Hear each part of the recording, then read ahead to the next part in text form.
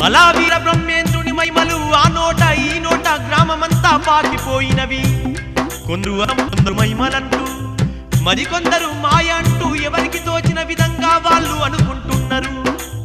ఆ ఊరిలోని కొందరు ఆకతాయిలు స్వామి మంత్రగాడని భావించి ఎలాగైనా అతన్ని అవమానించాలని ప్రాణతమ మిత్రుణ్ణి పాడపై పడుకోబెట్టి ఎత్తుకొని శివాలయం దగ్గరున్న స్వామి తానికి వచ్చి నిలబడ్డారు.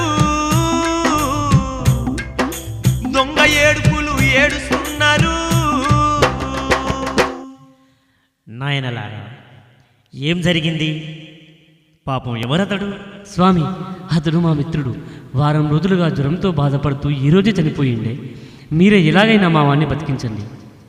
చూడు నాయన, నిద్రపోయేవాణ్ణి లేపగలం, కానీ నిద్ర నటిస్తున్నవాణ్ణి ఎవరు